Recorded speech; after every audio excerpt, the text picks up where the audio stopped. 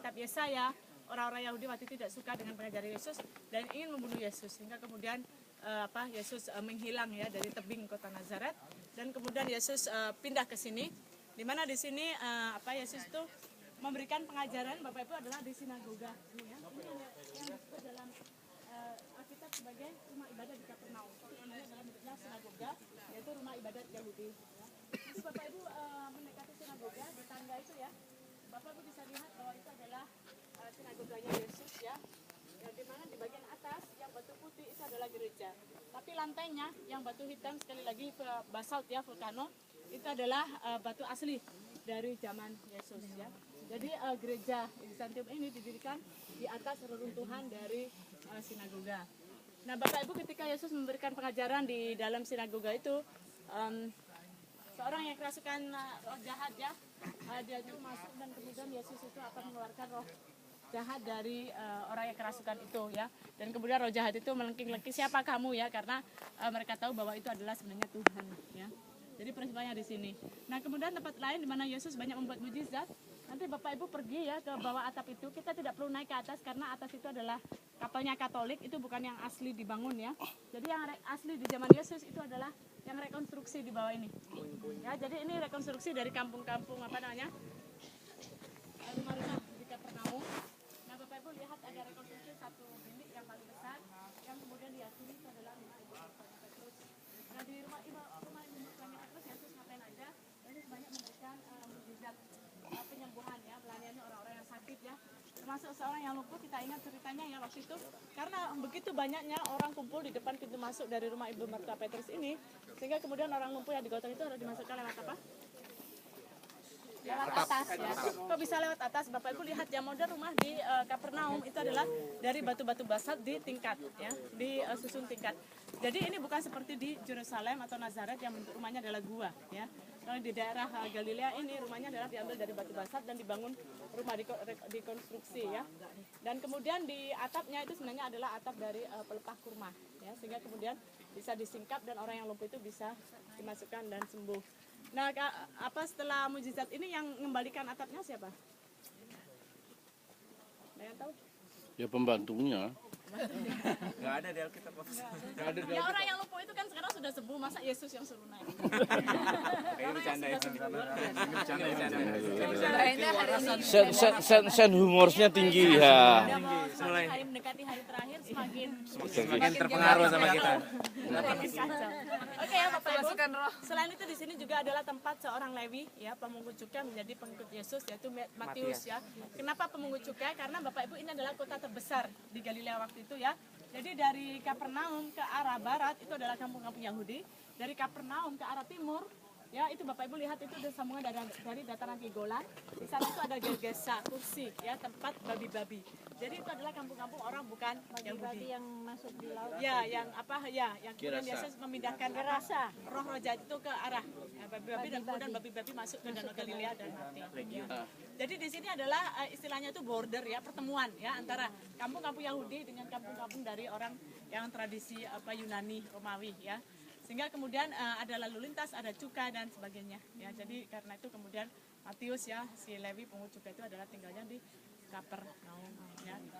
Jadi Bapak Ibu ya, karena di sini berbagai bangsa datang, ini adalah suatu Galilea ya, yaitu tabung bangsa-bangsa, di mana berbagai bangsa baik yang itu Israel maupun yang bangsa-bangsa lain waktu itu adalah bertemu di kota ini.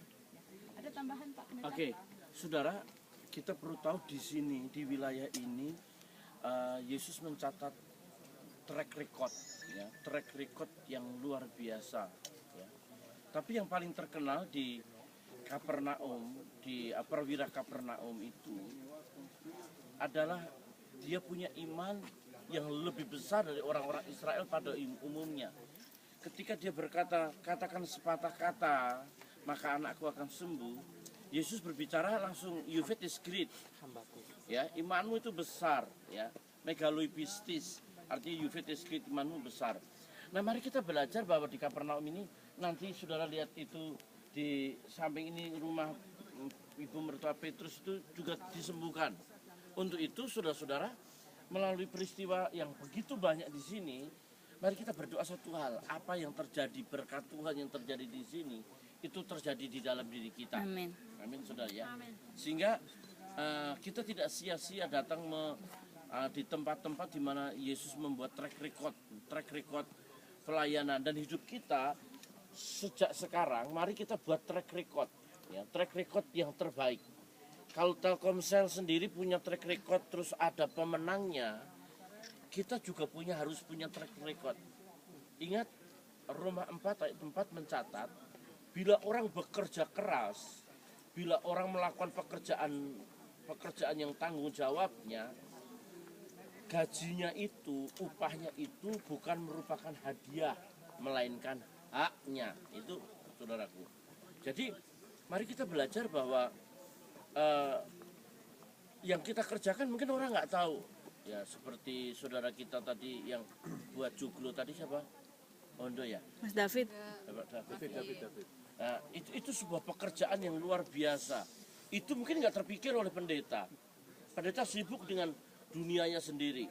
Mungkin saudara juga bisa punya ide bagaimana melayani orang lain, ya, tanpa pamrih. Sudah membuat track record sendiri, sehingga seperti perwira di Kapernaum itu sampai Tuhan berkata, "You faith is great." Imanmu besar. Iman besar itu iman yang berani berucap, berkata sampai mujizat terjadi. Amin. Mari saudara boleh datang ke sana dan berdoa masing-masing, atau saudara langsung di tempat itu juga boleh. Oke, silakan. Amin.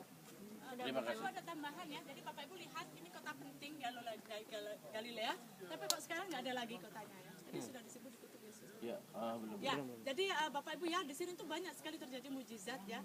Tapi istilahnya ya, setelah orang-orang dapat mujizat di rumah ibu mertuanya Petrus, mereka nggak mau mendengarkan ajaran Yesus ya, nggak mau ke sinagoganya untuk mendengarkan ajaran Yesus.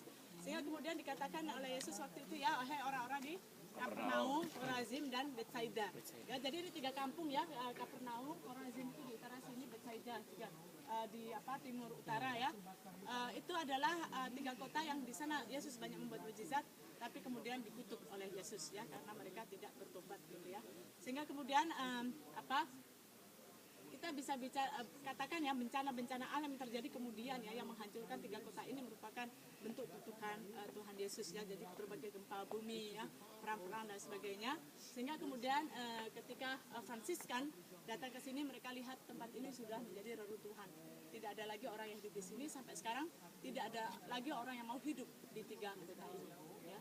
Jadi Kapernaum, Korazim, dan Betsaida itu merupakan kutukan. Jadi ketika kita mencintai Tuhan, only blessing, hanya berkat, ya, maka itu kutukan, ya.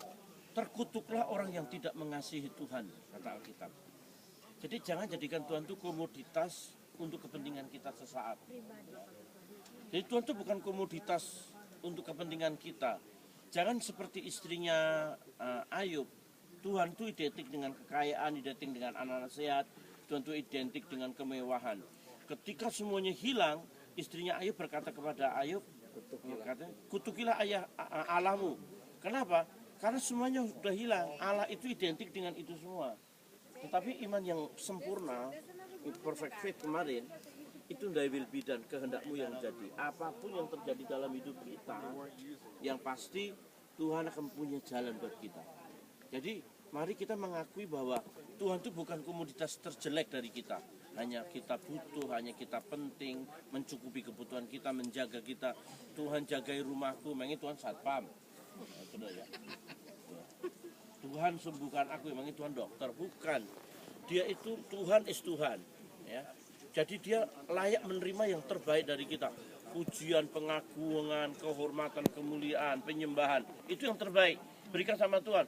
Soal masalah problem, masalah kesulitan, problem, itu yang kedua. Kalau kita udah ketemu Tuhan, pasti Tuhan tanggung jawab. Amin, saudara? Amin. Sehingga kita jangan sampai menerima kutukan karena mencari Tuhan hanya untuk kepentingan ekonomi saja. Kalau hanya kepentingan ekonomi, kita datang di Gunung Kawi saja, cari pelarisan, cari roh pelet, maka kita kaya. Tapi jangan, ya. Kita cari Tuhan, Tuhan akan step by step memberkati kita. Amin, amin. Oke, silakan berfoto-foto sebentar.